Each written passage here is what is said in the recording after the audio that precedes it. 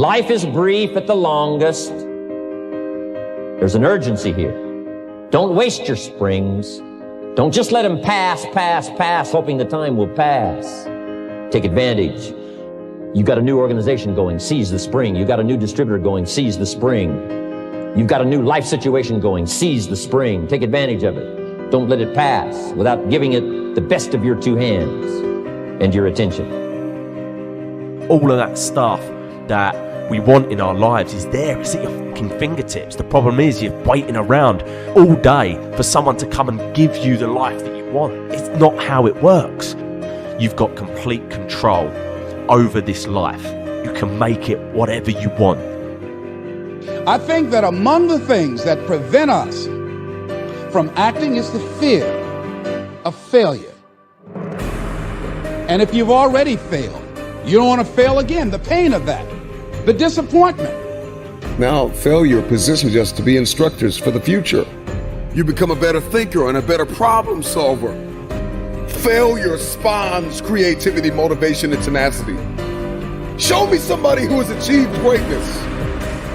And if you pull up their past, I promise you'll see some failures and some lessons learned.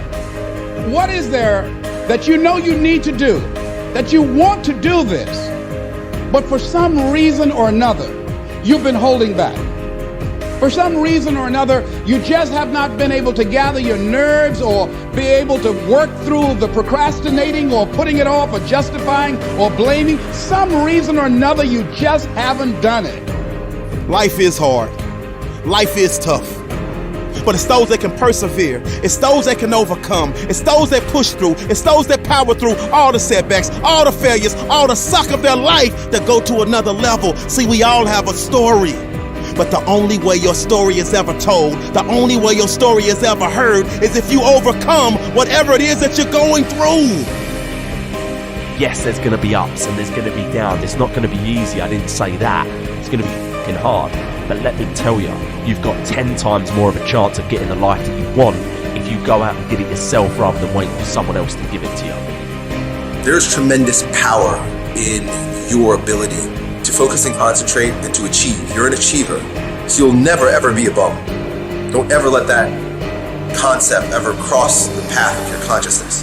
That will never be the case. I wish I could tell you that if you just keep going, it's going to get lighter, but that's not the truth. The truth is you got to find something within. It's when you have nothing left. It's when you depleted all your money, when all your energy gone, when you have nothing left, that's when it's showtime. When you find a way out of no way, when you find breath that you don't have, when you find energy that did not exist, when you want this thing as bad as you want to breathe, that's when you find a way.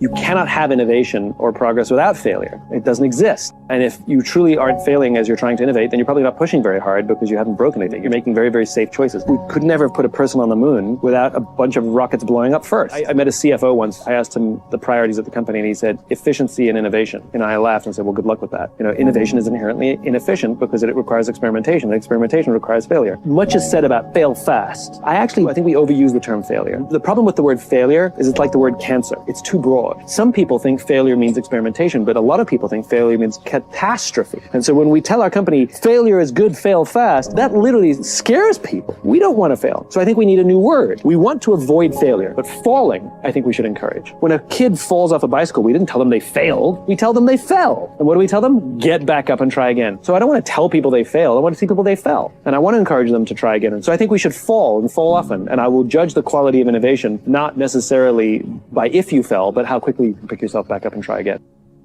Do it anyway is a mindset trick that you can use when you start to feel excuses rolling up. It works a lot like the 5-second rule. You have said to yourself, okay, I'm going to talk to my boss today about that thing that I've been avoiding talking to them about. And then the moment comes where you've got to have that conversation, or the moment comes where it's time to pack up your bag and leave your desk and go to the gym. And what always happens? You don't feel like it. I bet there are plenty of you watching that have made a commitment that, I'm not going to have a drink tonight. And then guess what happens when you get home? You don't feel like not drinking. You feel like having a drink. Here's what do it anyway has done for me. The idea that I just do it anyway has pushed me to realize and to recognize that there are a lot of moments where there are things in my life that I really want to do, I need to do, but when the moment comes, I don't feel like it. And so I pull out this idea of, you know what? I'm just going to do it anyway. It's raining outside. I said I would go for a short run. I don't feel like it. I'm going to do it anyway. It's 6 o'clock in the morning. I'm tired. It's cold. I laid out my yoga clothes, but now I don't feel like it. What do? I do it anyway. When you start to say to yourself, I'm going to do it anyway, what happens is something really cool. You acknowledge that there are feelings that you have that are trying to swoop in and hijack you. And you basically say, guess what? I'm going to do it anyway.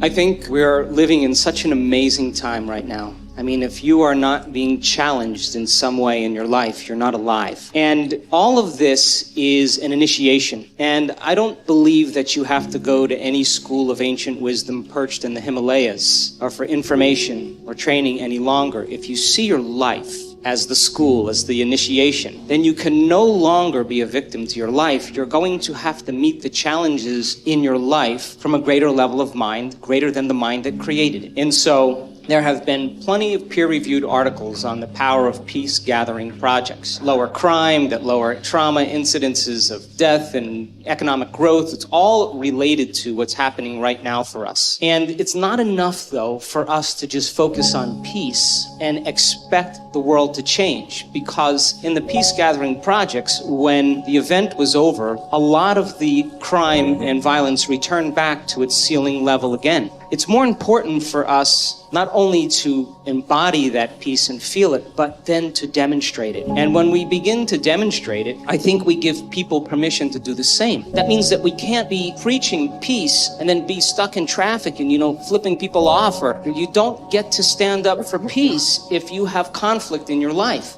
So when we start that self-contemplative process of looking within, and instead of judging someone or something, look to see if there's an aspect of ourselves within that person or within that situation that we may need to change. And if we're all doing that at the same time, something greater, a greater consciousness is going to emerge. And so I believe that it should never be about a person. It should be about principles. And when we stand up for principles, that creates community.